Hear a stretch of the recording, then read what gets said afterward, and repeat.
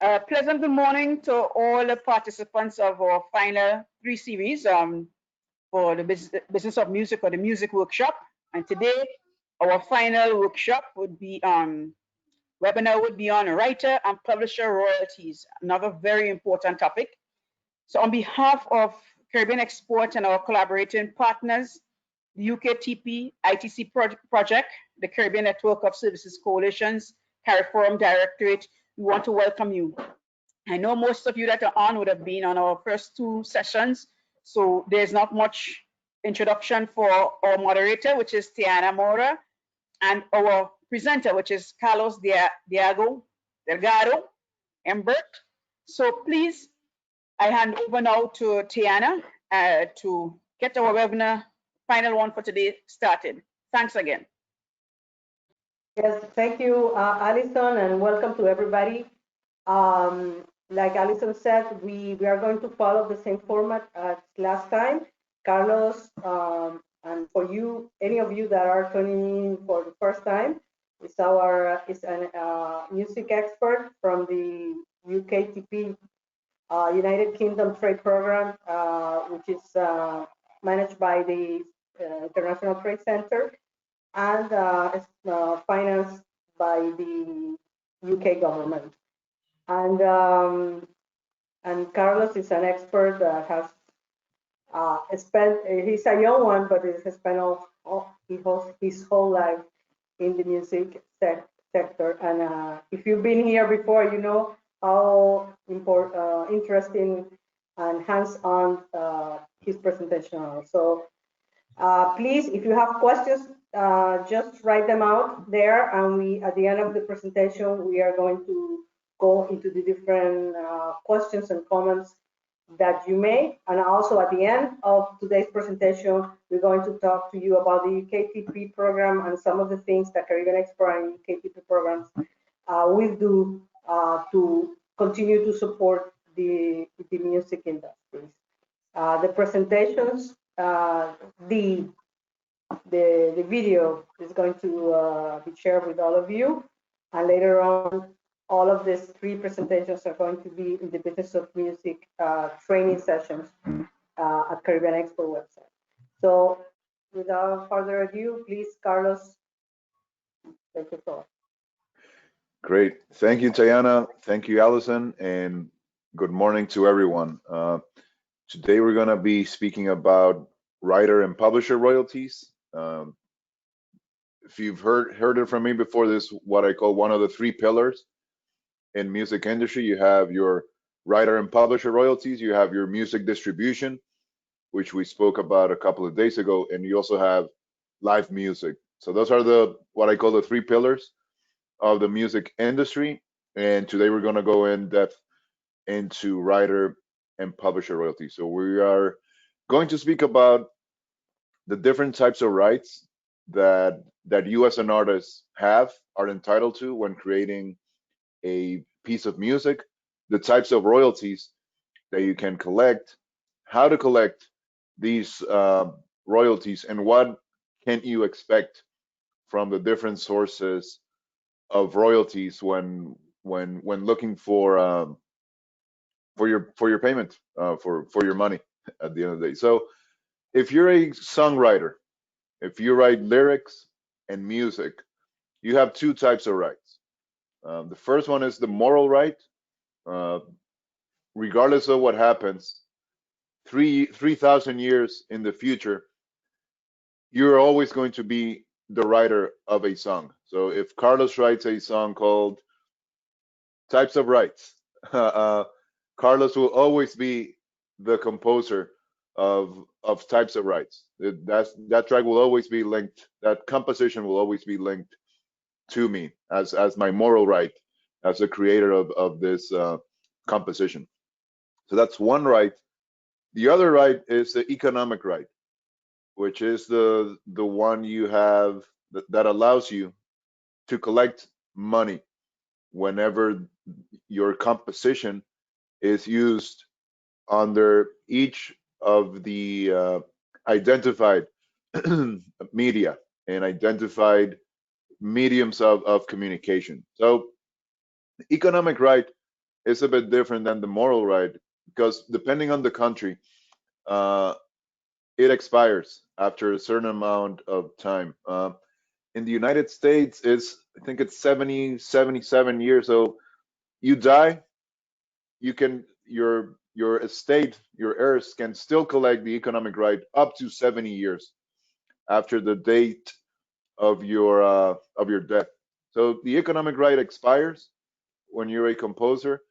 The moral right always remains. Or Beethoven's Fifth Symphony will always be his, his specific composition. Okay, so two types of rights as a publisher, both are yours, and you definitely should make the most out of each. Okay, so as a publisher, uh, the publishers have the rights that the composers assign to them.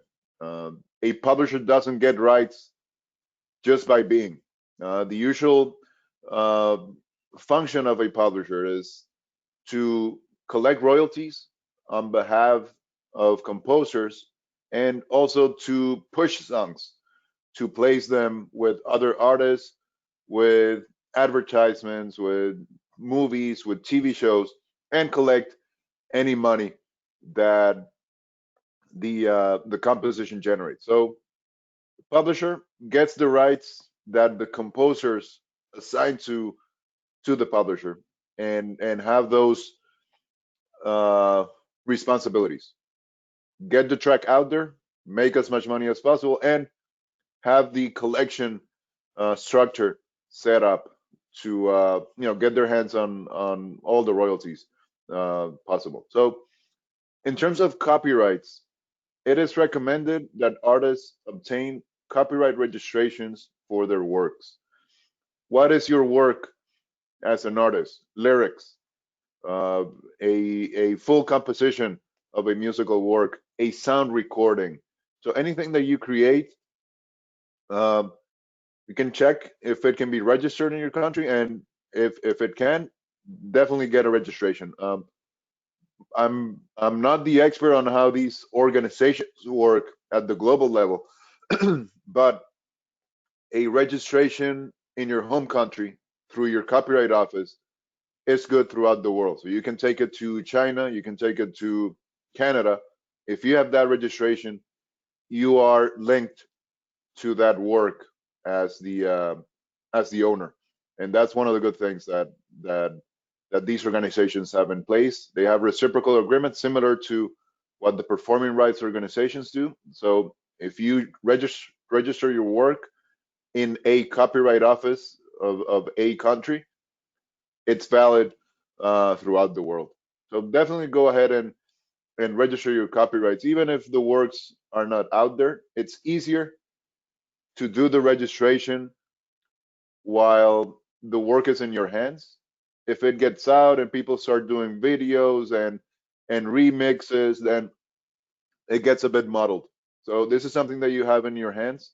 You have full control of it. The sooner you do it, the better. So to keep the best hold, the best control of the different types of rights that you have as a musician, as an artist, definitely register your works as soon as possible and keep those registrations uh, handy. So, audio recording, production, and performance royalties.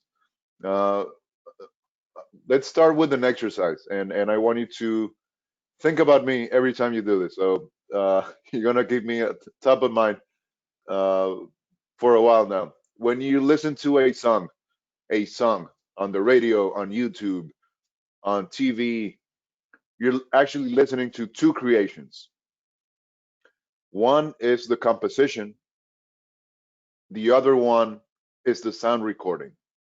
So when you listen to a song on the radio, two things you're actually listening to: the composition, which is unique, one, and the audio recording, which in theory could be infinite. So from one composition, anyone can record their own audio, their own master uh, of it. So it all starts with the composition if you want to get philosophical on this. So As there are owners of a composition, there are also owners of different rights within the audio recording. So the traditional owner of a sound recording is a record label, the traditional.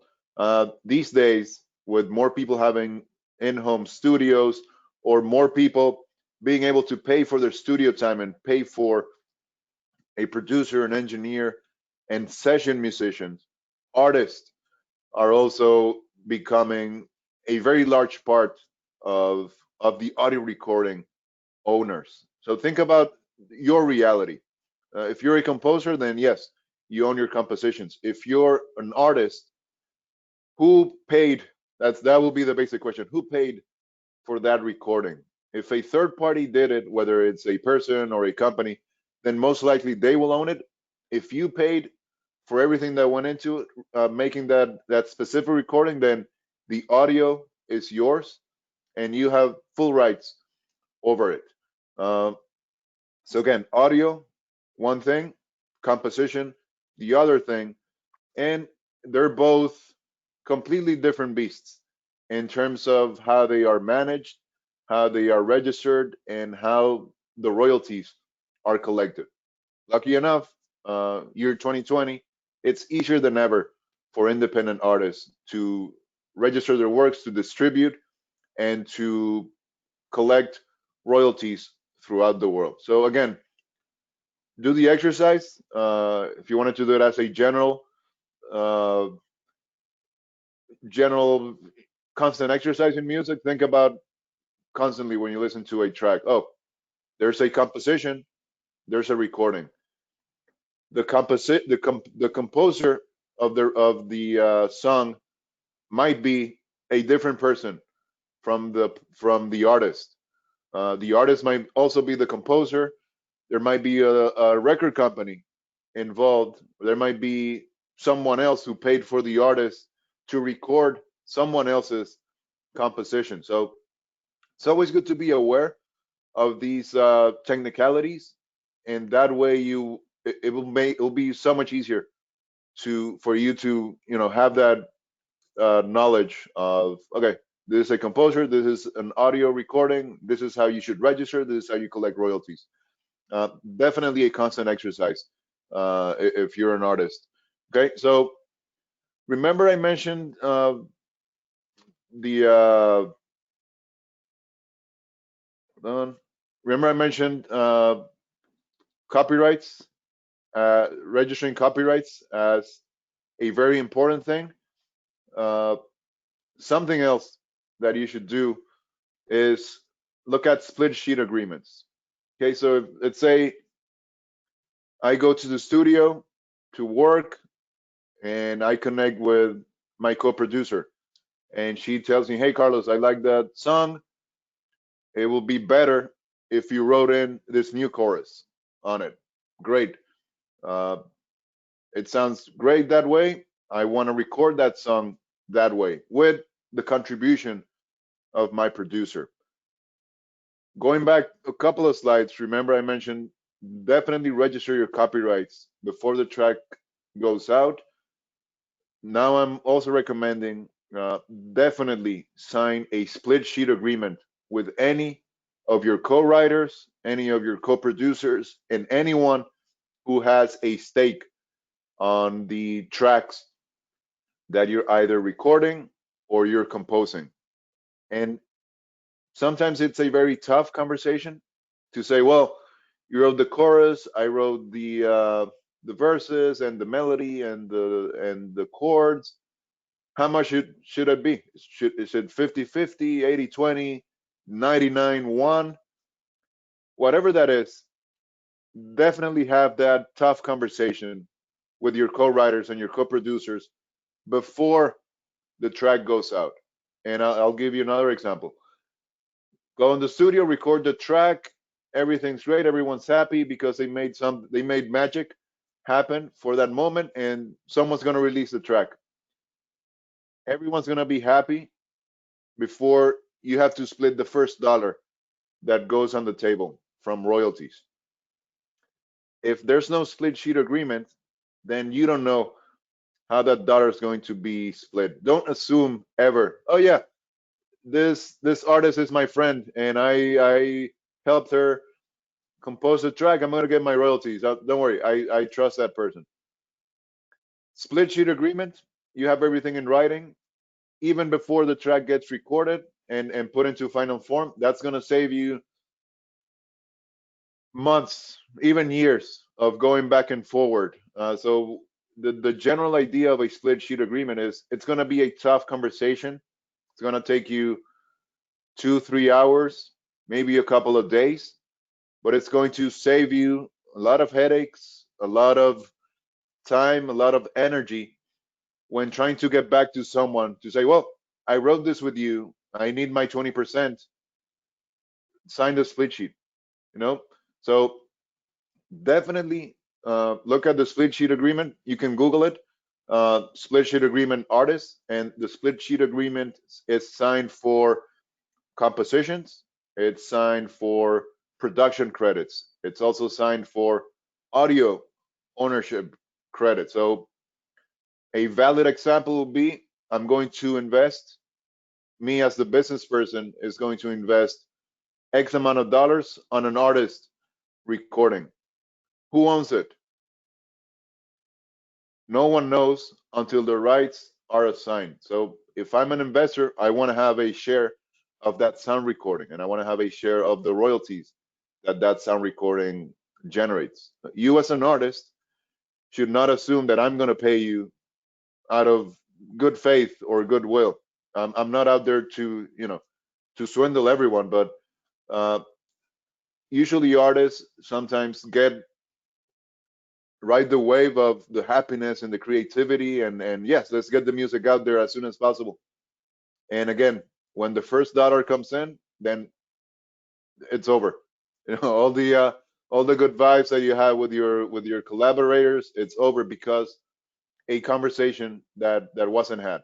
So 2-3 hours, couple of days, get everything in writing before the that creative exercise turns into something that's going to make money for someone. Okay, so a split sheet agreement assigns percentages of ownership for the composition, also for the audio recording, also for their production credit. So for any type of rights that are created when composing, recording a song, you can assign them through a split sheet.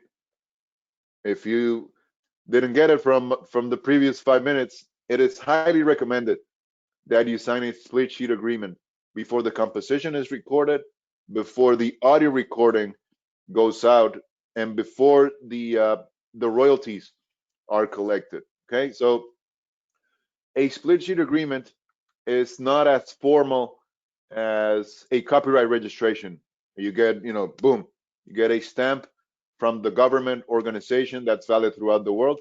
A split sheet agreement is an agreement between parties, between a person and another person, between a person and a company, between two companies, and it puts in writing uh, who owns what.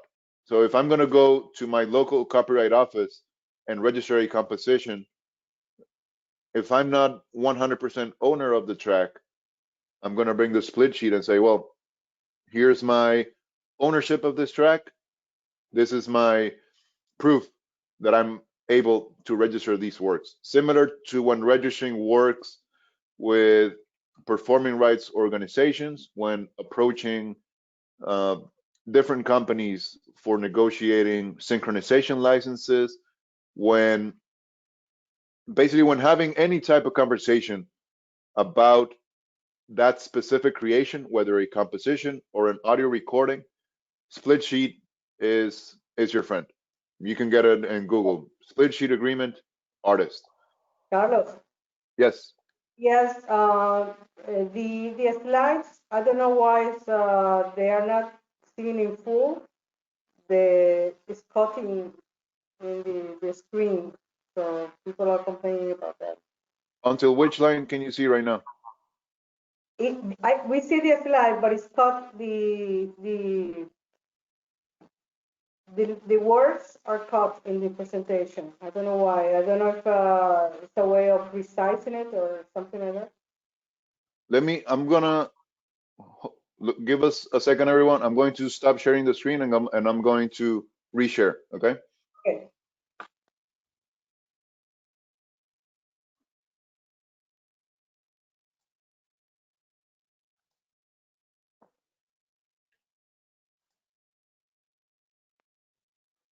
What can you see now? A split sheet agreement, yes. But The full presentation or the presentation and the notes? I think the presentation on the notes, yeah. Okay, let me switch.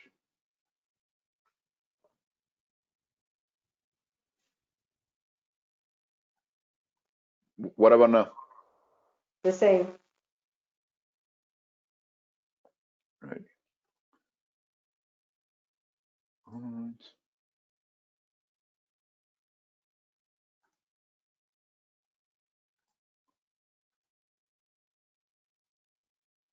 Better? Yeah, but can you give it now presentation mode to see how it's... Yeah. I'm getting the presentation mode on the other screen. Hold on.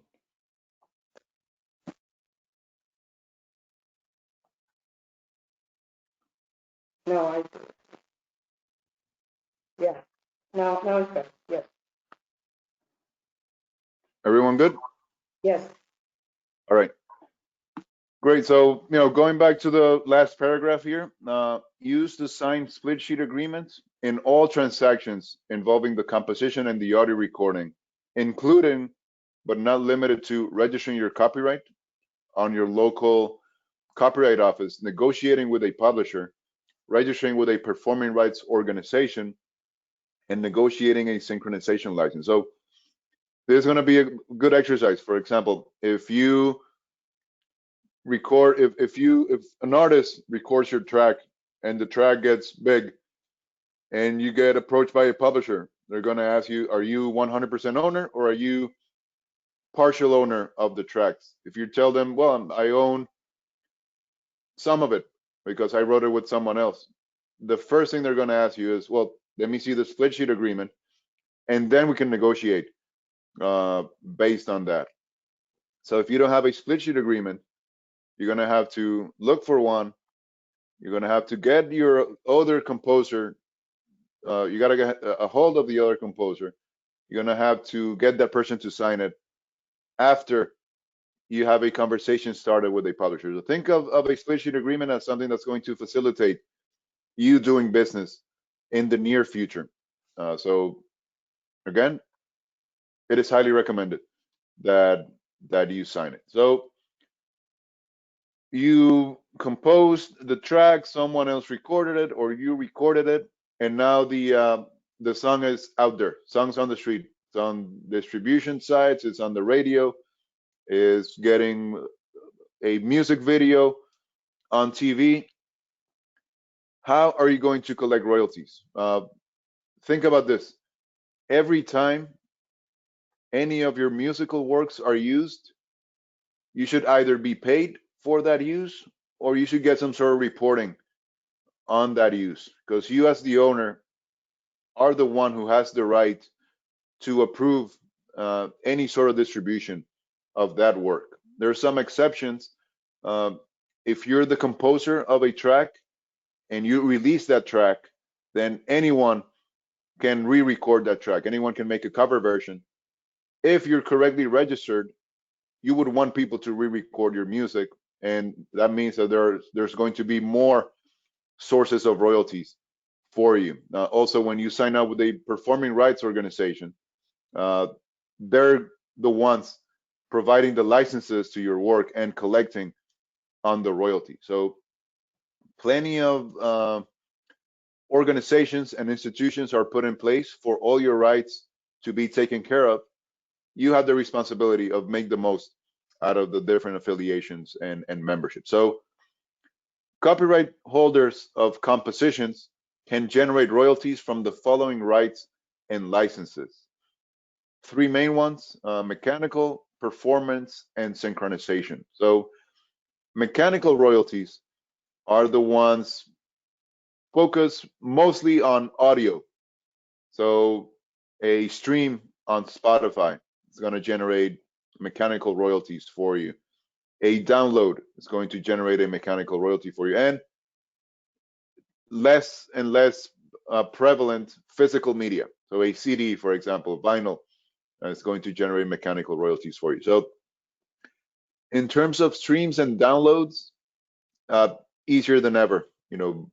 Distribution companies will put your music out there and will pay mechanical royalties to the rights holders, provided that they are correctly registered. So if you're working with a distribution company, if you're a performing artist, they'll take care of any royalties that you're due. If you're also a composer, you should definitely get publishing administration services through a digital distribution company, for example. So a big difference on some countries, the performing rights organizations will collect mechanical royalties for you, uh, mostly in Europe. In the United States, for example, performing rights organizations collect only on radio, TV, concerts, movies, those types of public performance. They don't collect mechanical royalties. So definitely get publishing administration. And you could think about, well, I'm going to get publishing administration for this country, not on that country. You could get as specific as that, but basically, if you get publishing administration through your digital distributor and you sign up to your performing rights organization, you should be covered for in terms of mechanical royalty. So don't need to think about, oh, my track is getting streamed on Spotify in Canada. How am I going to get my mechanical royalties? Well, if you have publishing administration through your distributor and you're signed up to your performing rights organization, you should be able to get your mechanical royalty. So this conversation could be as advanced as it could get, but publishing administration and performing rights organization affiliation, you should be fine uh, for collecting mechanical royalties. Okay. The other type of royalty that's important is the performance rights. So basic realm of these royalties, radio and TV.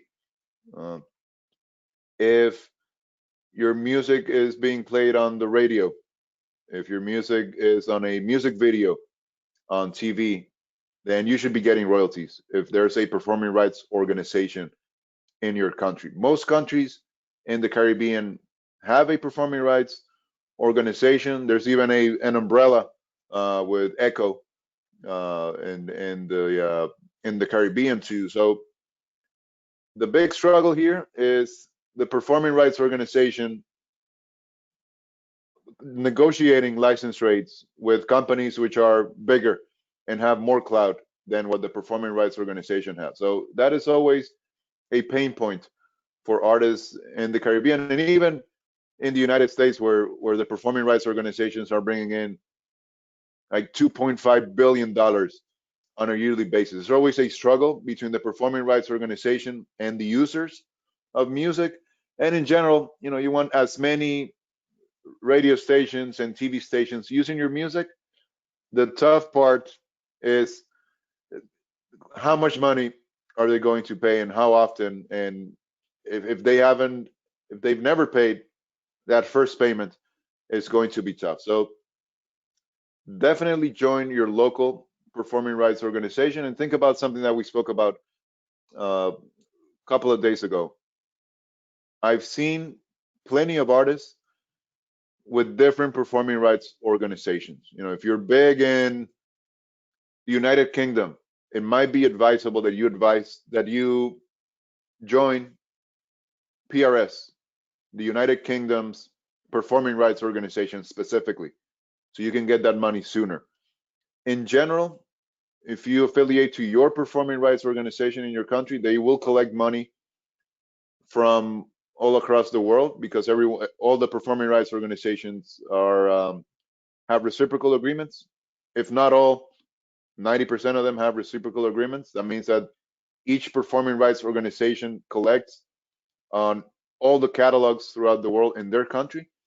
Um, the only setback to that is that the money may take 3-6 months longer to get to you because it has to be collected in the country outside of yours. It has to be processed. It has to be sent to your performing rights organization, and then it's sent to you. But it works. If you've seen that you have a large market apart from your hometown, home country, might be advisable that you look into that performing rights organization too. Um, Synchronization licenses are when either your composition, your recording, or both are used on movies, on TV shows, on series, on advertisement. Uh, and those are a bit different than the mechanical and performance rights royalties, which are basically up for grabs for everyone as long as they pay you.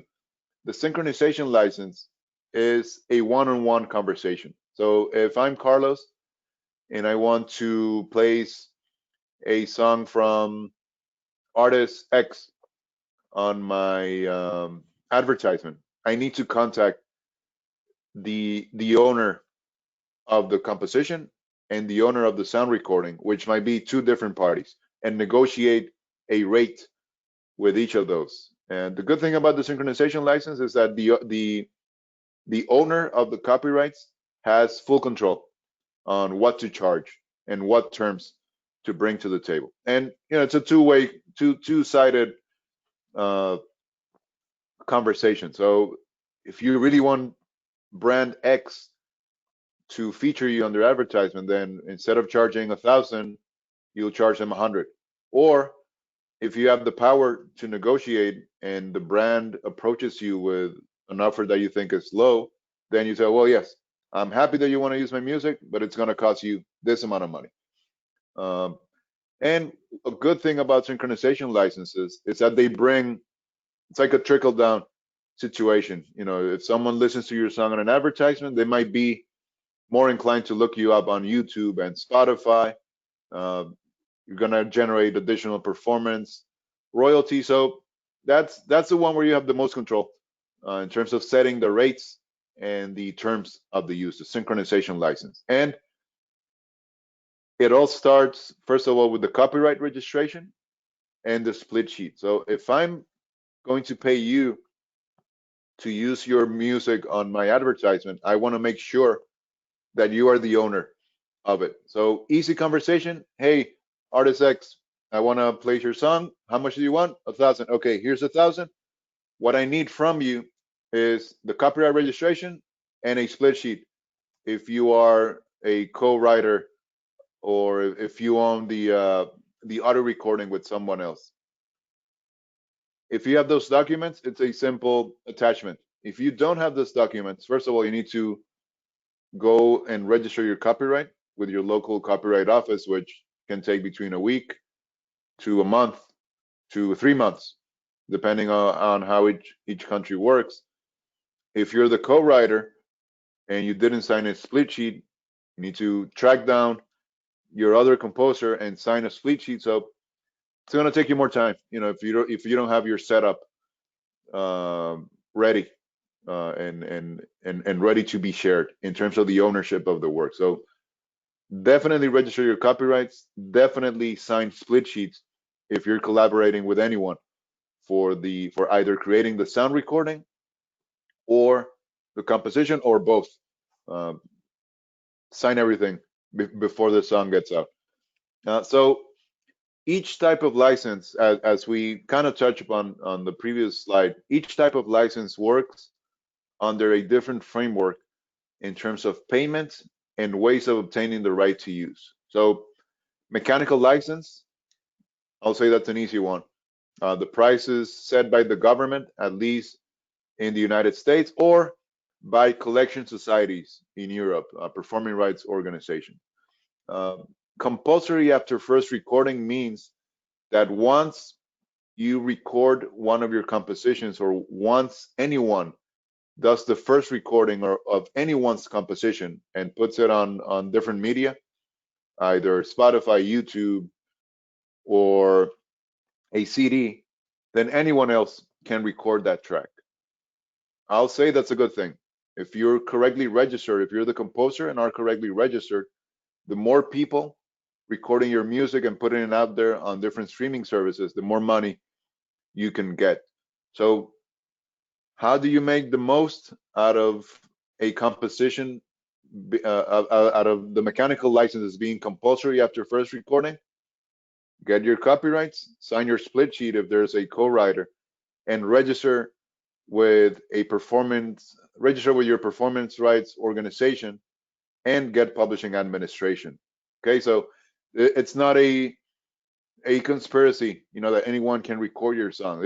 It's what the law says, and I think that it's valid. And you definitely have the tools to collect on every cent that comes in from those compulsory recordings. So as long as your house is in place, it's beneficial. That the compulsory after first recording provision for the mechanical license. Performance royalties. Think about radio and TV. These are calculated by a function of use of work and collected license fees. These are on a blanket basis. So, ASCAP, for example, in the United States, manages millions of musical works. If I'm a radio station, I'm going to pay ASCAP a percentage of my advertisement. I'm not going to pay a specific amount for each song. ASCAP takes care of that. In terms of the mechanical licensing, yes, it's a bit more specific, but a performance rights organization issues blanket licenses. So anything that's on their catalog can be played by any music user. Their responsibility, the responsibility of the performing rights organization, is to monitor the different media, the different radio stations, the different TV stations that obtain a license and allocate the licenses, the collections to each of the composers. So if your song got played once, if your composition got played once in 3 months, it is unlikely that you're going to receive any payment from a performance rights organization because they have pretty good monitoring, but they don't monitor every play on every track. So you're usually going to pay whoever gets at least an amount of spins on the radio, and it's going to be on a percentage of how much money they collected on licenses. So very basic example, if I'm a performing rights organization and I collected $100 last month and I was able to, and I monitor 100 spins, if everyone received one spin, I'm going to send $1 to each rights holder. If someone received 50 spins and 50 artists receive one spin each, I'm going to send $50 to one rights holder and then $1 each to the 50 additional people. So that's the way the license allocations work on a very basic level in terms of what the performing rights organizations do. Synchronization licenses, you as a copyright holder set the price. So again, if movie X wants to use my composition or my sound recording on their opening credits, I'm going to tell them, yes, happy that you're interested. It's going to cost you X amount of money. Yes, great. No, well, uh, let's keep the conversation going. Okay, and for the sixth time, and I have 5 or 6 more times left, so bear with me. Register your copyrights and get split sheet agreements if you are collaborating with someone else for creating the sound recording or the composition. So, how to generate writer and publisher royalties? Some people tell me, hey, I have this great song. I'm never gonna release it because it's so good that I'm not able to find anyone who's gonna record it. That's good. The other example is, hey, I have 10 songs. I'm gonna place them with 10 different artists, and I'm gonna record 2 versions on my own. That's gonna produce you more money in the short term. So if your music is out there, whether on the radio, on TV, on a streaming platform, on YouTube. Uh, there are plenty of tools that will allow you to get your hands on all, if not most, of your royalties. So think about also something that I mentioned at the beginning. If your music is getting played, if your music is getting performed, streamed, viewed on YouTube, then you should be getting paid or at least reported on it. So, how can you generate uh, royalties from your compositions? Streams, downloads, radio, TV, any place where live and recorded music is performed to the public. And the second part is that someone is collecting on those performing rights royalties. Uh, and some people also tell me, "Hey, I'm on SoundCloud. Why am I not generating any royalties?" Well, SoundCloud on most cases doesn't pay any royalties. So be aware of the platforms that do generate and not generate royalties and set expectations based on that. So mechanical and performance royalties are definitely important sources of revenue for you as a composer, and two ways to get your hands on those royalties. Sign up with your performing rights royalties in your country, and get publishing administration from a digital distributor. That's it. You don't need to think about, oh, again, my song got 50,000 streams in the UK and 500 streams in Chile and 1,000 streams in Australia. Great. It should be taken care of if you have the right affiliations in place. And those are two: publishing administration through your digital distributor and your affiliation to a performing rights organization. They should be taking care of that. Um, so mechanical and performance rights royalties, that's a big source. And again, the synchronization. This is more on what I call the at a surprise level. You can get a call 2 hours from now from someone in your country. Hey, I want to use your track on my next advertisement campaign, or hey, I want to use your track on my next movie. Great when it happens. It's not wise to expect them to happen. So when they happen, great. Be ready to show your copyright registration, your split sheet, and be ready to negotiate. It's always good to make the business happen and keep building and think about the long term. And the great thing about the synchronization license is that you, as the artist, have the full authority on it. It's kind of funny, but it's also true. When I've spoken with many artists who tell me, "Hey, Carlos, I am really, frustrated because someone used my song on a movie, and the movie is out on Netflix." And I tell them, "Well, do you have your copyright registration?" "Yes." "Okay." And then what I say is, "Well, it's bad because someone used your track without your authorization, but it's good because someone used your track without your authorization." And today it's easier than ever to gather evidence of use thanks to digital media. And conversation is easy. "Hey, movie studio X, thank you for using my song. Do you have a synchronization license in place?" "No." "Well, let's talk. Here's my copyright registration, and I have evidence of you using my music without my permission." So at the end of the day, you wouldn't want these conversations to be confrontational, contentious at the beginning, because you as an artist would want to have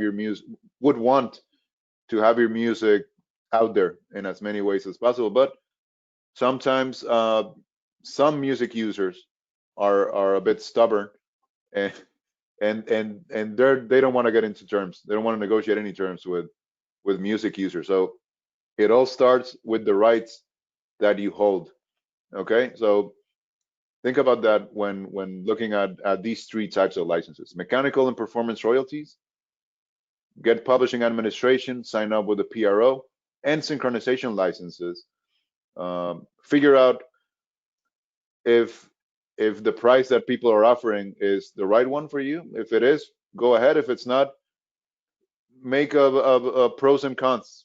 I'm getting paid a bit less, but my profile is increasing because I'm now linked to this specific movie or series or brand.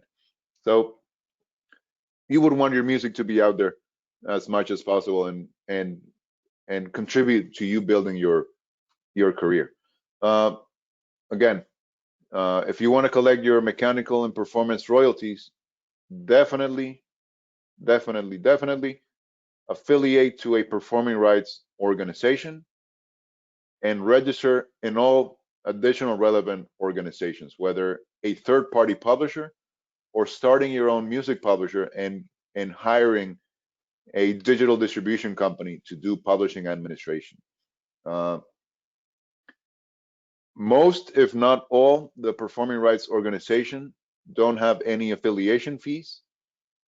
In the United States, ASCAP charges, I think it's $50, and BMI, something along those lines, which is, I'll say, a valid amount based on the work that they're going to do for your catalog, similar to the publishing administration. Some may charge an upfront fee, some may not charge an upfront fee and collect a commission based on the money that they bring in for you. So definitely reasonable barriers of entry in terms of getting your mechanical and performance royalties taken care of. So affiliate to a performing rights organization and register with relevant organizations to get your publishing administered. For synchronization royalties, um, relevant organizations in this case would be either a publisher or your own record label. And the most relevant organization of all this, your copyright registration of either your composition or your sound recording. Okay, so expectations. What can artists expect? What can composers expect? Over the past couple of years, when we see news about artists and their payments from the different streaming royalties, what people are made to think is that they're getting paid close to nothing. What is the reality? And this is a reality check based on the current setup of the different platforms. If you're getting 100 streams on Spotify, don't expect $1,000. Don't expect $1,000,000. Okay. The key is get your music out there on every platform and think about the three pillars of the music industry. You know, music distribution, publishing, and live music. Uh, there's another type of news that we get all the time, and it's not full. It's with an agenda. My song got streamed 10 million times on Spotify, and I received $5. Great. The first question is, what ownership percentage of that song do you have? If you have a 1% ownership of a song, cannot expect to be paid as the rest of the 95% of those rights, as the rest of the rights holders of that track. Okay, so my if I could transmit this wish and this thought to you, do not think of platforms such as Spotify, Apple Music, YouTube as adversarial to you. You know, you're getting paid peanuts, yes, but you're also getting access to everyone who has internet. Okay, the payments are low based on the business models, on the different laws that are in place, at least in the United States, are low per stream, but you get paid every time someone listens to your music, given that you take care of your registration. So again, it's the exercise of sell one CD for $10 and get $10, or get paid 0.0002 cents every time your song gets streamed forever. Well, for your life plus 70 years. Both valid. Streaming is what's ruling music distribution right now, and it pays you every time. So don't think about the platforms as adversarial. They provide you with access to everyone and make it easier for you to look at your data, make it easier for you to connect with people who are listening to your music. So look at them as your friend, you know, if you wanted to think about it that way. So how do platforms share money? And I'll give you you can find this online. I made a basic exercise here. Spotify, for example, pays 70% of their earnings to rights holders. So if in 1 month they generate $100, $70 are going to go to the rights holders. From that 70%, usually, the audio rights holders get 60, and from that 60, the composition rights holders get 15. Okay, and this is from an upcoming 2022 royalty rate negotiation that's happening. So 70% for the rights holders, and more or less 60 to rights holders, more or less 15 to composition. From that 15, 50% goes to the publishers, 50% goes to the songwriter. So you can say, well, yeah, this is skewed more towards the audio recording holders. Yeah, but the composition is unique. There can be many audio recordings for every composition. If you hold a composition that's getting streamed, that's only yours. Everyone is creating different audio recordings of the same composition, so it's a bit more competition on that realm. So expectations. Apple Music number of subscribers as of March 2020 had I'm sorry, YouTube, Spotify had 130 million subscribers on March 2021, and 286 million active users. These are people who don't have a subscription but are using Spotify free. So between 130 million paid, 150 million more or less active users, access to 286 million people on many different countries. In terms of Apple Music, they're active in 115 countries. They have more countries than Spotify. So yeah, these are platforms that are getting your music out there and are paying royalties for your sound recordings and for your compositions, as long as you have the correct registration. So what can you expect?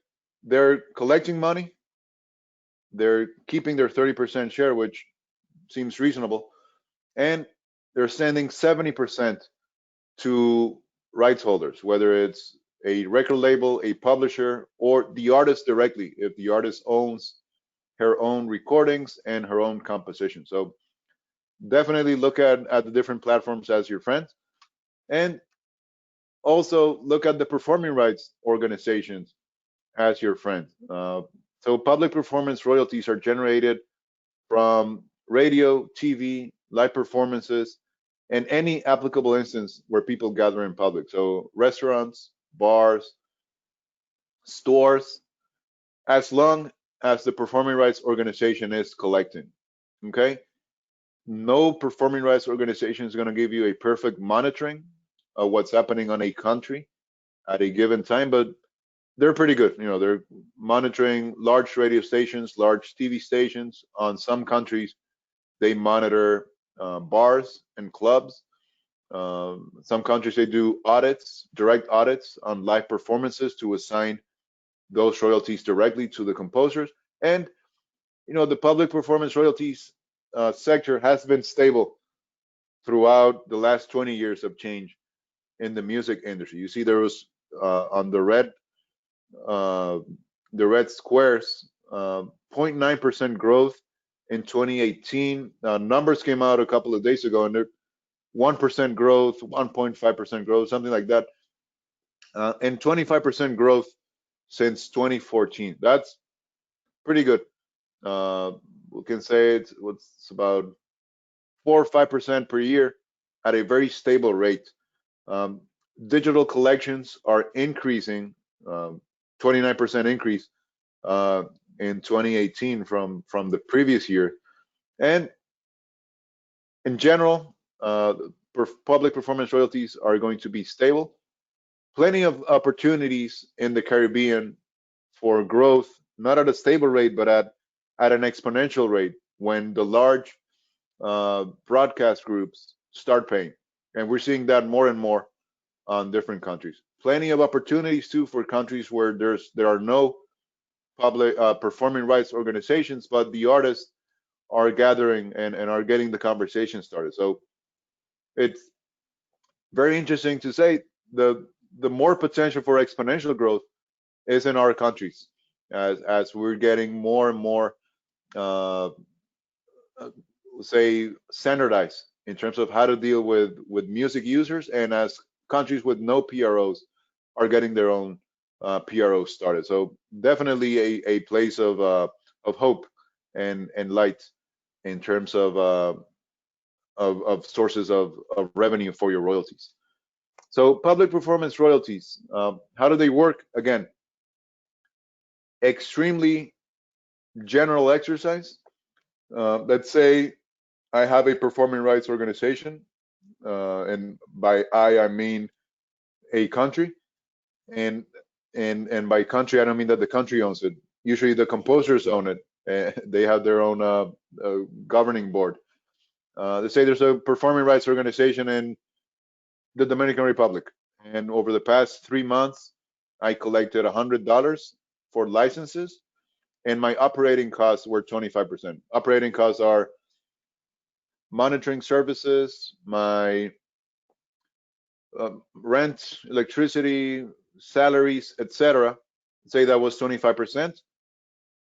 I have $75 in my royalty pool to distribute to composers and publishers over that period. So if I have $75 and there were 75 spins on the radio and on TV and in every media that I monitor, then every spin is going to get $1. If someone received 25 spins, then that rights holder is going to get $25, and then everyone else is going to get the rest. So it's allocated based on the monitoring, and everyone gets a proportion of the royalties that were collected. If there's a quarter, a 3-month period where the advertisement revenue went up for X or Y reason, then on average there should be a bit more money to go around. If there's a slow month where bars and restaurants were closed, where there was no live music, and where advertisement decreased, then royalty distribution is going to be a bit less, or a substantial amount less. And this is a direct reference to the COVID situation. You know, it's about this time where we should be seeing the effects of the different shutdowns and the different measures that each country has taken. Because usually the performing rights organization pay you 6 months after the monitoring. In the United States, we're going to start seeing that in September with the BMI and the ASCAP distribution. Because, face it, music might be out there on streaming platforms, which are paying you constantly, but performing rights organizations depend on people going out and enjoying music and advertising expenditure. So I mentioned that there had been a stable growth over the past couple of years. The COVID situation is definitely going to be a challenge, and it escapes the performing rights organizations, and it escapes the willingness of people to go out and listen to your music. It's a bigger picture situation, and should be hitting us uh, right about now. So everyone should look into their upcoming distribution and understand what's happening uh, in their countries and on the different situations that have decreased the different revenues that the performing rights organizations are receiving. Um, Synchronization licenses, um, rights holders negotiate upfront license fees with the interested party. So the movie studio, contact an artist, and I mentioned to that artist, hey, I want to use your track for my movie. How much is it? The artist tells me, okay, great. It's going to be X amount of money. Here's my copyright registration. I own 100% of the recording and the composition. Let's do it. Sign agreement, and you get paid.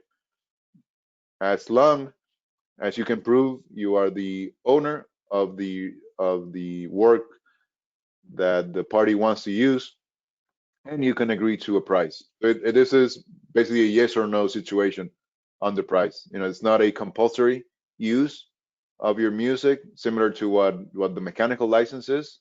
Synchronization licenses are one-on-one, individually negotiated with the rights holder. And as I mentioned, they can also generate public performance royalties when your music gets on TV through through the use of the movie or the series or the advertisement, and it also trickles down to potential additional mechanical royalties from Spotify and Apple Music. So to wrap this up, definitely, definitely register your works and through your local copyright office and have that registration in your pocket, basically ready to be fired at any time that someone wants to speak with you about using your works.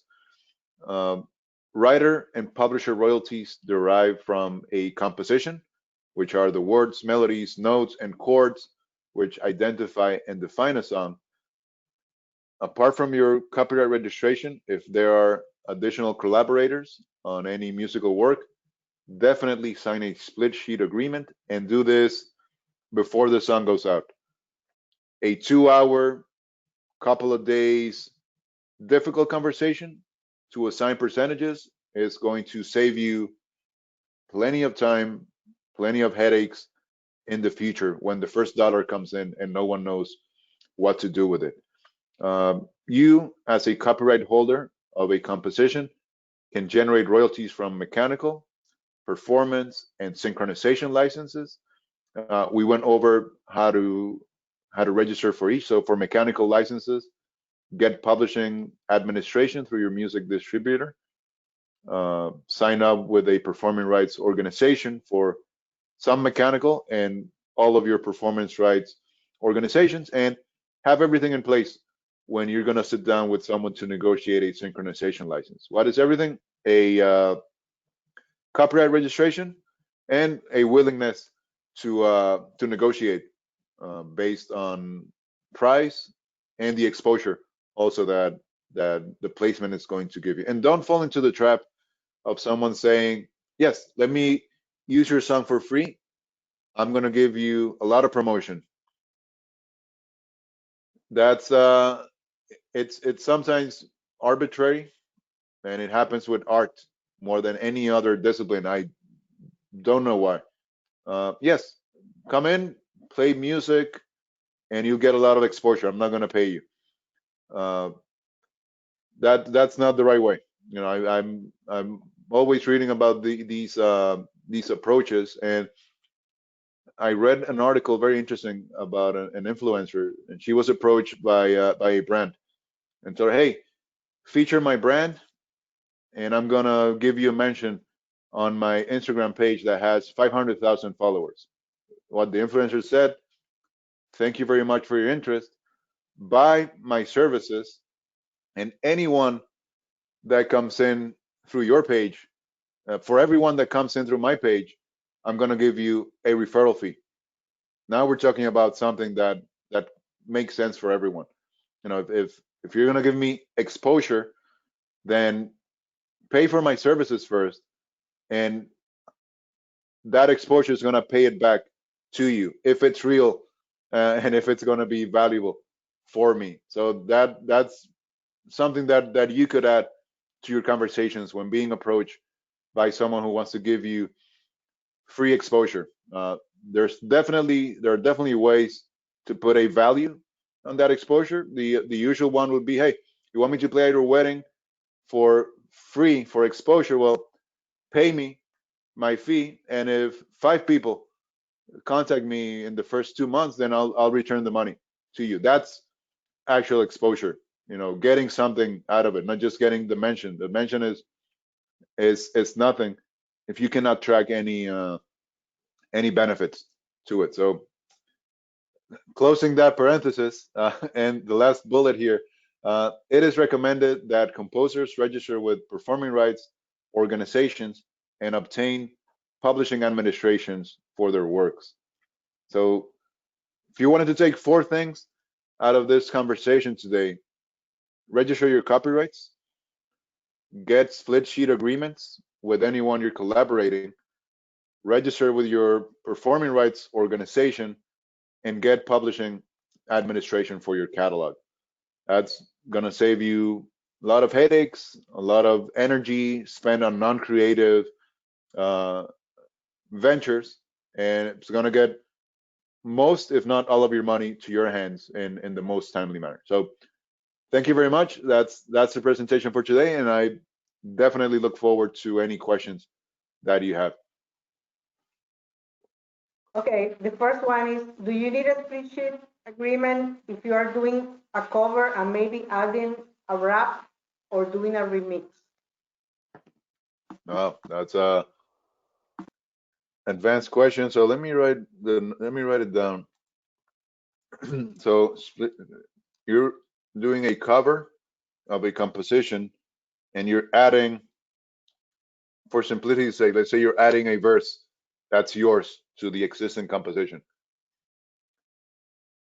The first thing, if you wanted to re-record the track, regardless of the genre, it's a compulsory situation. So if the track is on Spotify and you want to do your own version, regardless of the genre, without altering any of the the lyric elements to it, then most likely it will be a compulsory situation.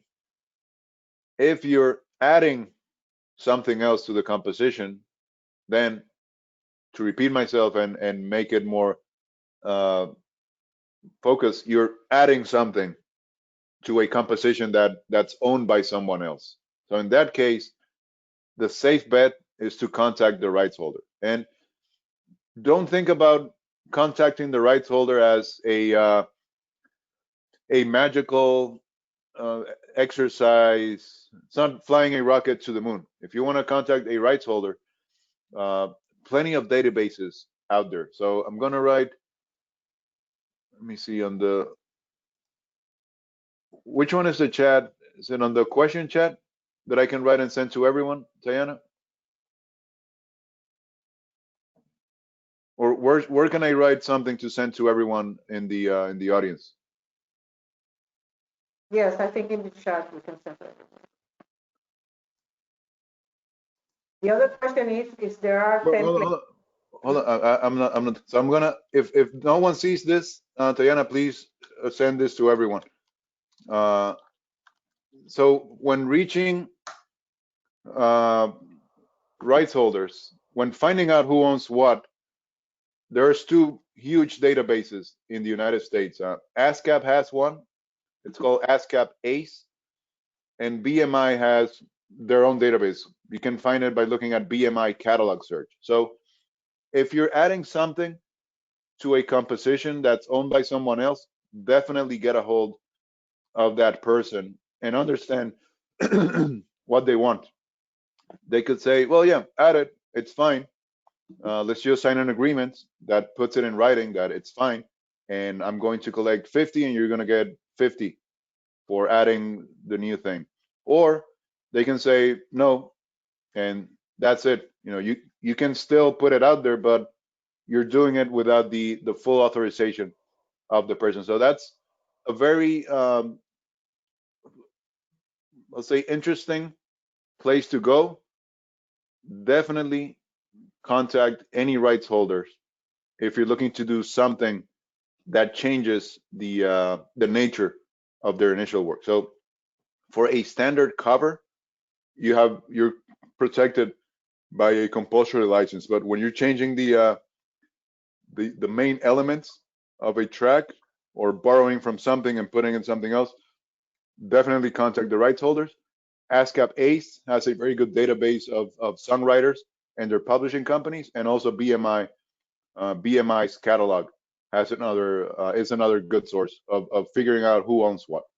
Well, I understood the question as if that person is the owner of the composition and somebody just adds a remix or a rap. Do they Okay, have well then, with it? yeah, I mean, then in that case, someone used your music and transformed it in a way that may not be compulsory. So get on the phone, speak to that person, figure out what they're doing, and something that I mentioned, it is frustrating when it happens because it happens without you knowing and not being in a way protected or compensated. But you would want people to use your music as much as they could. That's going to bring you much more paid exposure if they put it on the different platforms and if you're registered with a PRO and you have publishing administration. But reach out to that person, figure out what they're doing, let them know, hey, uh, this is not cool. This is my music, and you don't necessarily have the right to do this. And it could be a new friend at the end of the day.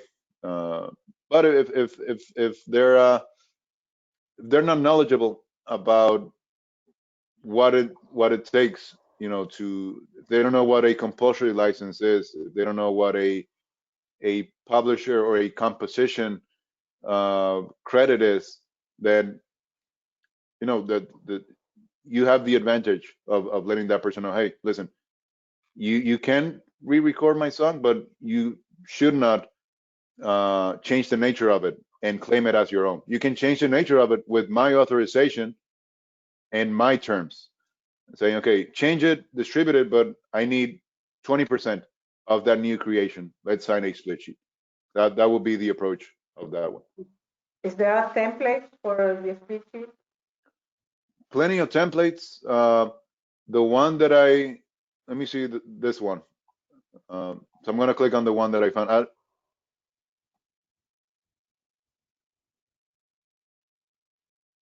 Yeah, I didn't get a template. What I did was I searched Google for it, and you can see, there's for producers, for different collaborators. So this is whatever fits you best. Are you a producer? Are you a composer? Are you a owner of a recording? So plenty of templates. What you want to do on the split sheet is identify who owns what. If you own 1% and the other person owns 99%, you want to have it in writing between you and the other person. If you own 50-50, you want to have it in writing. So, I mean, all of these are valid because what the split sheet does is Carlos owns 50, Tayana owns 50, Carlos and Tayana agree. It's an agreement between parties, uh, and something that I mentioned too. It's, I'll say, a bit less formal than a copyright registration from your local copyright office, where you get the seal, the government letterhead. Split sheet can be notarized. For example, it can be signed in front of a witness. Of course, you can add as much detail as you wanted to it, but in general, you can Google split sheet for producer, split sheet for composer, split sheet for label owners, and you'll find different options. And that's this is a good one. Writer ownership. lyrics by this person and music by. So if I write a song with Diana and she writes the lyrics and I write the music, and we, when the creativity is flowing and before the track goes out, say, okay, Diana, your music is 70% of the track and my lyrics are 30% of the track or of the value of this song. Say Carlos owns 30, Diana owns 70. Lyrics by Carlos, music by Diana. So regardless of who wrote the lyrics, who wrote the music, it wouldn't be a 50-50 default if you had a split sheet. Could be I wrote all the lyrics and Diana wrote all the music, and we're splitting 199. The key for the split sheet, you can have a 100-page long split sheet.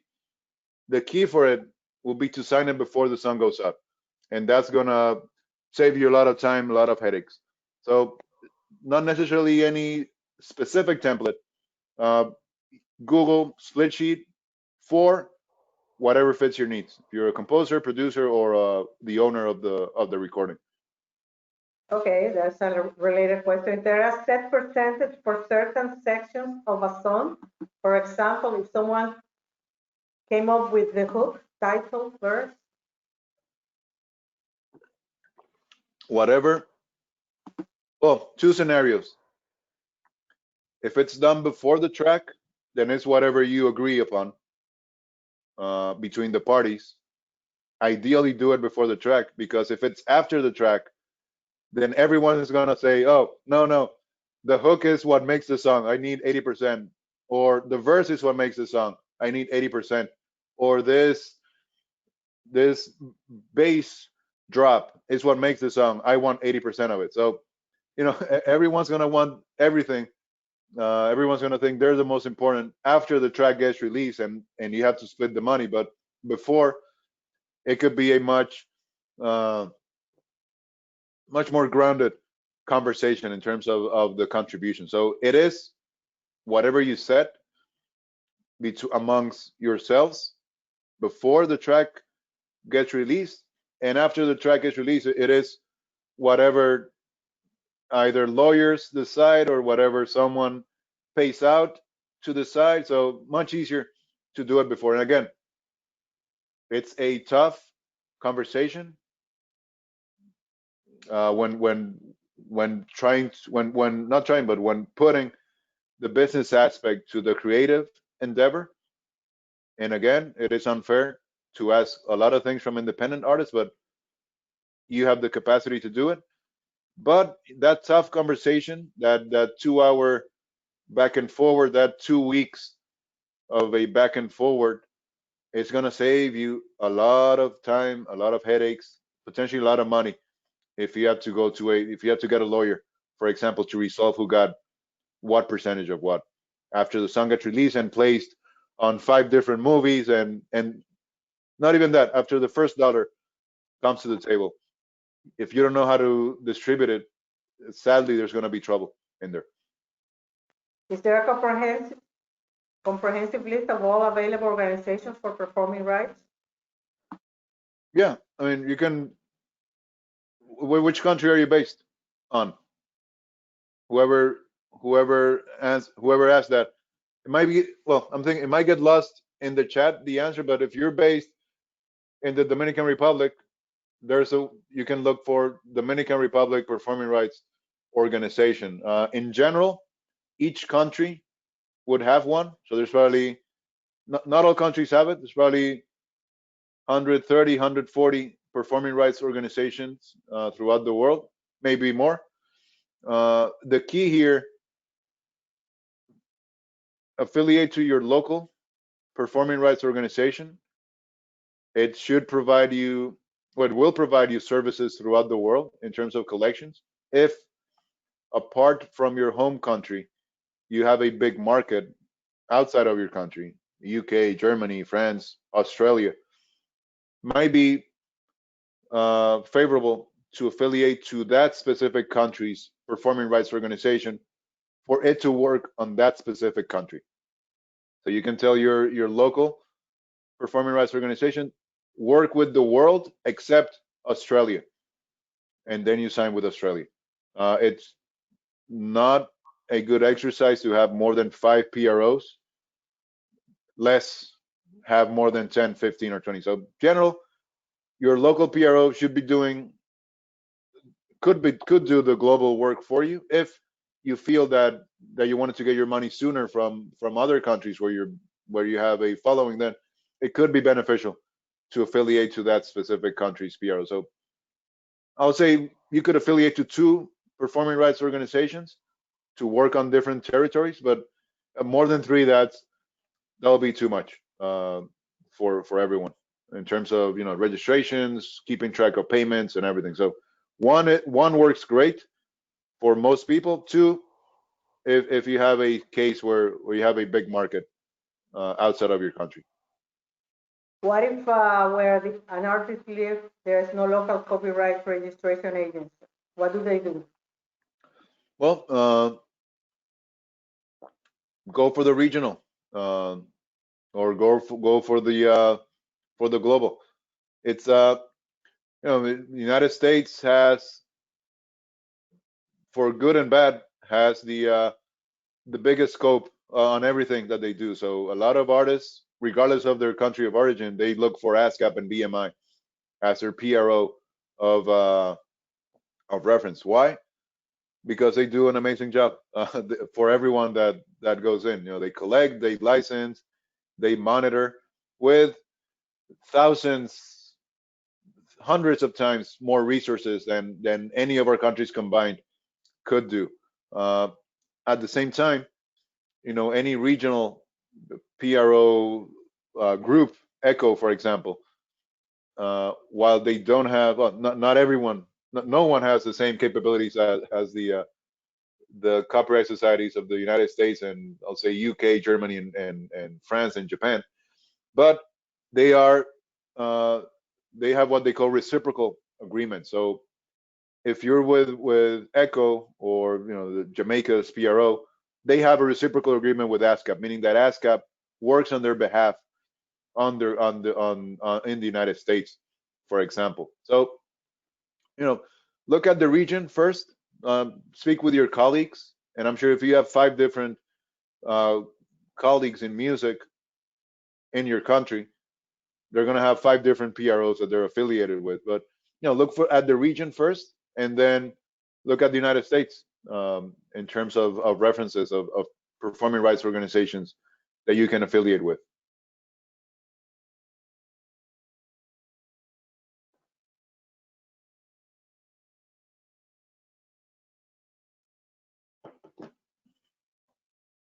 Oh, sorry. As a songwriter, is a licensing agreement artist-songwriter as important as the split sheet?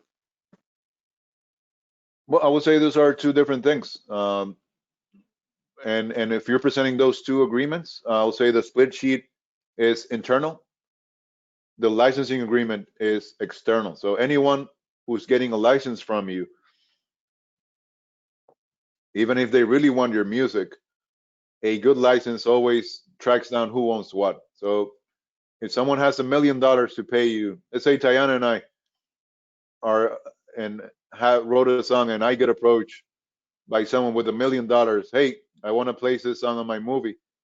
How much do you own? I own 99%. Well, they can pay me the $1 million, but they still haven't licensed the additional 1% of the track. So they can pay me whatever they want, $1 billion. But if they don't license the song through Tayana to, as she is also a rights holder, then there's no good licensing agreement in place. There's a licensing agreement for 99% of the track. So split sheet comes first, and a licensing agreement comes when you go out there with your music to either advertisement, movie, series, any type of use of it. A licensing agreement is definitely going to establish who owns what, and one of the clauses could be that you as the artist are saying that you own 100% of the track. If you don't, and you sign the licensing agreement, then you're opening up yourself to 2 different fronts. First of all, the person who you sold the license to, you sold a bad license to the person, and also the other creative who own a percentage of the track you licensed uh, is going to come after you and say, oh, why do you license this 100% if I have a split sheet agreement that gives me 0.01% of the track? So uh, split sheet agreement, and you know, I will say to save you as much time and energy as possible. There's no way around it. You know, first of all, get your copyrights uh, from your local office. Get your split sheet agreement if you work with someone else, and have it ready. You know, have it ready on your email. If it's a hot track that people are licensing a lot, approaching you a lot, be ready to do business. And those will be the two main facilitators: the registration and the split sheet. Okay, I think you answered that this one, but I will still make it. As a songwriter, does accepting a licensing fee for use of song from an artist affect my royalties, or can I still rightfully claim all royalties entitled, mechanical performance, etc.? All right. So that's a two-part question. On occasion, artists, I'm gonna go back. On occasion, composers are going to charge artists a first use fee of a composition. So let's say if I'm Carlos and I have 5 songs, uh, I may tell the artist, hey, you want to record these 5 songs? Great, happy to do it. There's a first use fee of X amount of dollars. It could be $1, it could be $1 billion. And if these songs have not been put out there yet on a let's call it tangible form, which in this case is a stream or a download, if the songs have not been put out there, then I, as the composer, have the right to establish anything that I want for their first use. After I record the song and put it out there, then anyone can re-record it. Anyone can do a cover. But if it's the first use, then you can definitely uh, look for a first use license from the artist. First use license doesn't or shouldn't affect your ownership on the copyrights of it. So say I wrote the lyrics and the music to a track of a I wrote a musical work, and an artist pays me $200 for the first use of the track. If we stipulated it that way, I'm still 100% owner of the track. On occasion, the artist will say, okay, you wrote it, you wrote the lyrics, you wrote the music, but I'm going to record the song, I'm going to do a music video, and I'm going to place this on the radio. I want 10% of the composition. That's valid. You know, you're making the business happen at the end of the day. You know that the writer, the artist didn't write 10% of it, but the writer is investing on the video, investing on the recording, investing on the promotion. So you choose. You know, do you want to make the business happen and get the track rolling, or do you want to keep the track uh, with you at the end? So it's not unheard of, that type of approach, and you should be open to negotiate with your copyright registration and your split sheet if you're going to do some sort of sharing of the existing copyrights. Echo is challenged to collect in the Eastern Caribbean as small venues don't pay for performance rights. Since the fee collectors will be negligible, should the focus be on getting music into a global marketplace, which is better regulated? Well, that's each country is different, and as I alluded initially, in the Caribbean, we're struggling.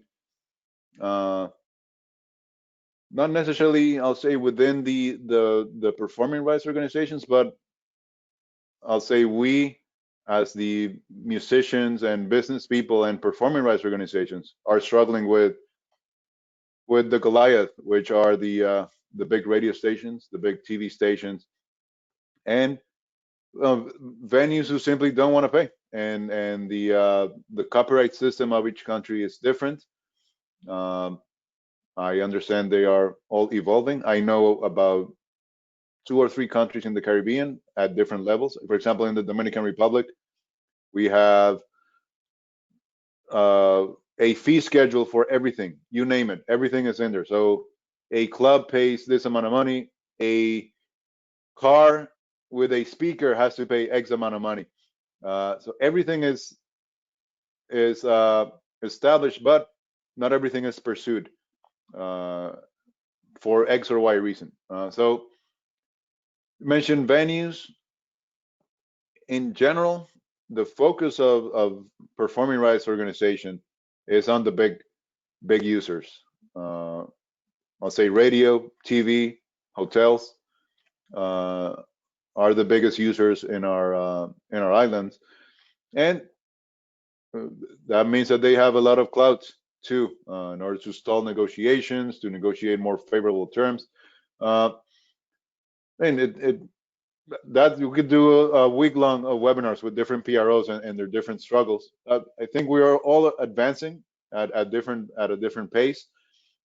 It's all becoming much more accessible to everyone. You know, international collaboration, better monitoring tools in terms of what the performing rights organizations are doing. Um, it's always good to export.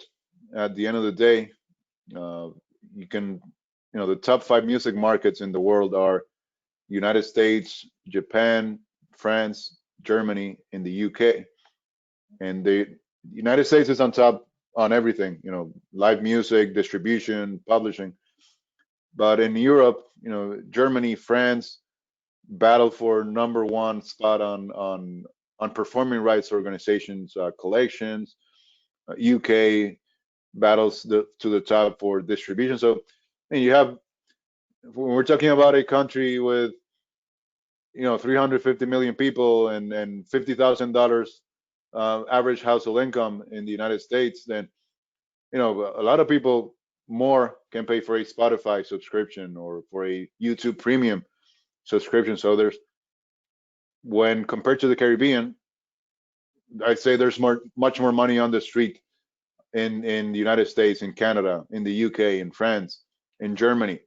That doesn't mean that as a local artist you couldn't make a lot of money or reach out to a lot of people. Every country has their own prominent artists. I'll say look at your country. Look at the artists who are good, who have gotten a good career locally. Look at the artists who have gotten a good career locally and have expanded internationally. And that's usually the way it goes in our countries. If you start in the United States, by default, you are global. If you start in our countries, you start in the country, you go to the region, and then you become international. So that if you're thinking about a career path, then say if you can start with a niche, then if that's not your country, the answer the question to you will be, what is the niche? Uh, don't necessarily pursue, as I mentioned, there's a lot more money in the U.S. Don't pursue the U.S. at large. See if you can find a niche in the U.S. or in any other country if you're looking to go international. But also look at the artists from your country who have started locally, and by years and years of local success and great work have become international. It Okay, doesn't happen overnight. we need to wrap up soon. So quickly, there was some question about streaming platform, but I will ask that person to go back to the presentation on Friday. This one is whose responsibility is to prepare the split sheet, or is it who does it first? This is the songwriter, the producer, the artist. It's anyone who takes the initiative, and I will say it's your responsibility. Anytime you collect, you work with other people.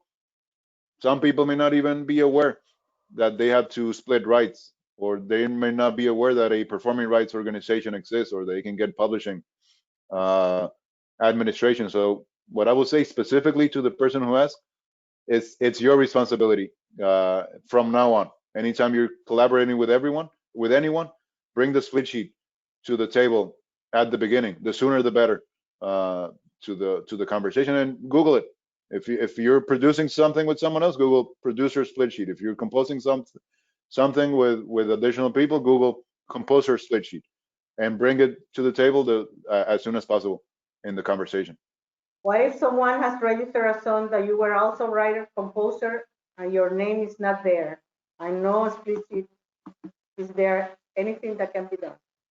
Yeah, in most cases, everyone, if we're talking about a performing rights organization registration, which I will assume that's the one you're asking about, they're going to register their work and their percentage, because they're, first of all, they shouldn't be entitled to register your work unless you give them those rights, and they shouldn't be entitled to register full ownership of the track. So if you're the co-owner of a composition, then you have the right, full right, to do everything you want in terms of registrations with the 1% you own, or the 50%, or the 99% you own. And your calling card is your split sheet. So if you're registering 50% of that composition on ASCAP, then you've done your part. The other 50% is the responsibility of the other owner of the track. Okay, so you shouldn't expect someone else to register it for you unless that other person has the right to register the song for you. Who can assist artist publisher in our region to complete the tax forms necessary for collection of royalties from the U.S.? Can you repeat? Who can assist artist publisher in our region to complete the tax forms necessary for collection of royalties from the U.S.? All right. I'm not a tax expert. I do pay my taxes in time, but I'm not an expert at all. What I understand that ASCAP sends to people who are outside of the country is a W-8BEN form. And if you can write on the chat which form specifically you're speaking about, I understand it's a W-8BEN form. And name, last name, address, and signature. That's it. You know, if you have any specific questions about that form, fill it out until the point that you can, send it back to ASCAP, tell them, hey, I don't live in the US, what else do I need to fill? So if you had an accountant in your country that you could speak with, that would be great. But you know, in general, that's the form they're looking for. They're looking to identify you as a non-US based receiver of payment. And again, not an expert on tax, and this is not tax advice, but the form is basically name, last name, and any additional questions that you have in terms of, you know, the boxes that you need to check. An accountant in your country, or even the same people at ASCAP, can give you the maybe not the specifics on it, but they can guide you on the right path, so you can fill the form correctly. For covers, do I need to recreate the instrumentals of the original songs to benefit from profitable streams? Not sure I understand that. Well, I think I know where the person is going. So if you're recording a cover, remember everything starts with the composition. If you're recording a cover, you're using someone else's composition, and you're creating a new recording. So remember the exercise. When you're listening to a song, there's a composition and there's a recording. In this case, if the song has been recorded before and put on streaming or on a CD, there's a compulsory license that you know allows other people to re-record or to record a cover. What you are creating is a new audio recording of it. And who owns that audio recording? Could be you. If you paid for it, it could be a record label. And if everyone is correctly registered, then that composer and that publishing company should get the payment for the mechanical royalty, which is for the use of the composition in your recording or in any other recording that comes out. So you can generate money from a cover through the audio part of it. What are your thoughts as assigning some trust as a publishing administrator versus being self-published? I think that's a it's kind of a circular question because unless you are with a third-party publisher, like let's say you sign up with Carlos Publishing, you are still your publisher and you're hiring SongTrust to do the publishing work. So if you mean self-published by you going to the different platforms and going to the different performing rights organizations in Europe, for example, to collect mechanical royalties, then I don't know if you can hire 5 people to do it, you can still be self-published. But what you're doing with SongTrust, you're still being self-published. They're doing the work for you. So yes, you would be still self-published. And it all goes back to the affiliations. If you have affiliation with your performing rights organization, and if you get publishing administration, which is what you're mentioning here through SongTrust, you're not necessarily giving out any rights that won't make you the publisher of the track. What you have is a third party doing the administration work and potentially placing your songs and promoting your songs to be recorded by a third party. Well, there are many questions, and I don't think we can answer all of them. But just one quickly: if I print the split sheet agreement from this website that you have shown us, will this agreement be considered legal to distribution companies?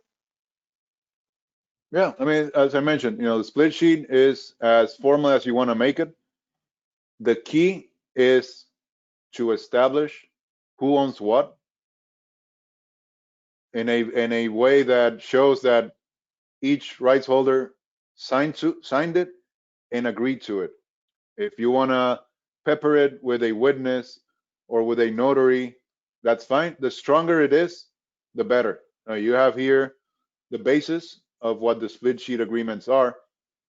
I'll say add more seasoning to it and bring it to a notary to get it signed, to get it sealed, or have a witness also on it to give it as much formality as possible. I've seen everything. I've seen split sheet agreements sent via email with a digital signature, and I've seen split sheet agreements which are notarized with a witness and a notary too. So what you want to establish is who owns what.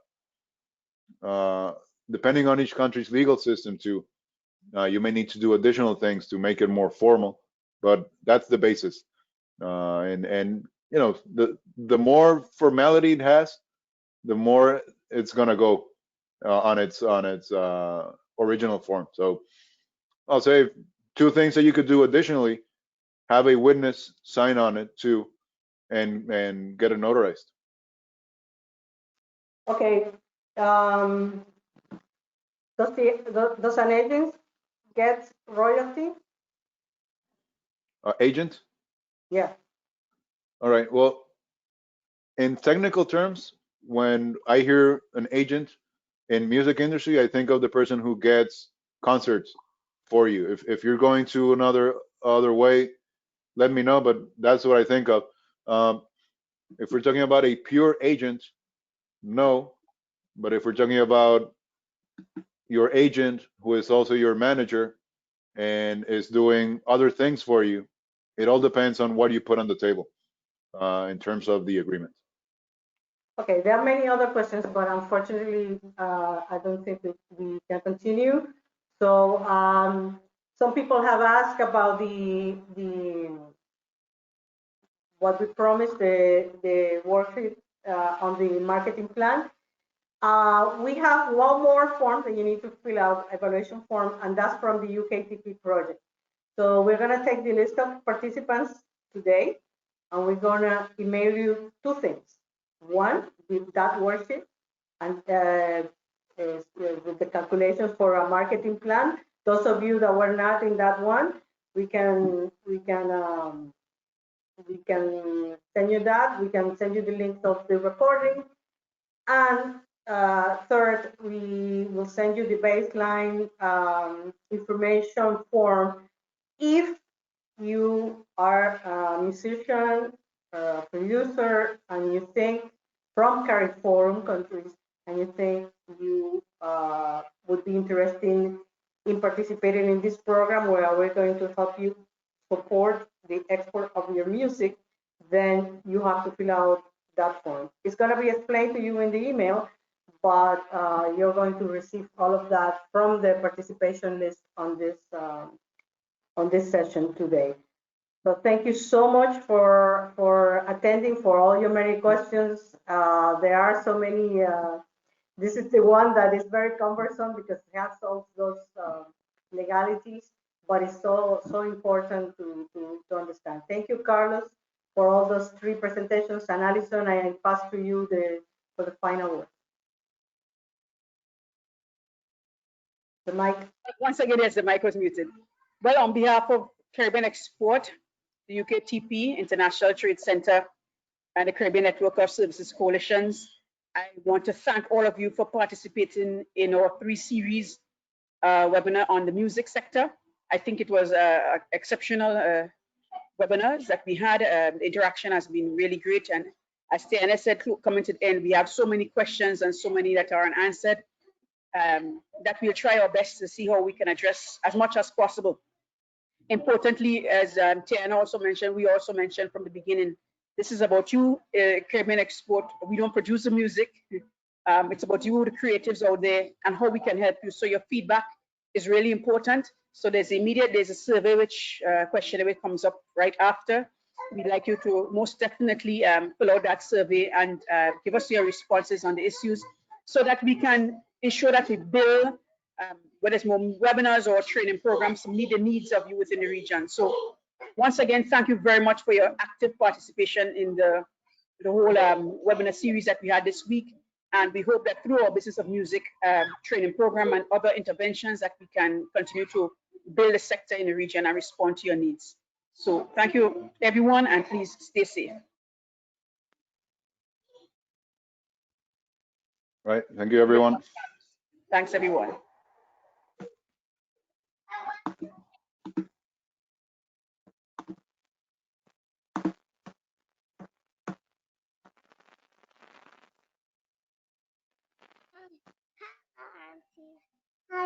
You close,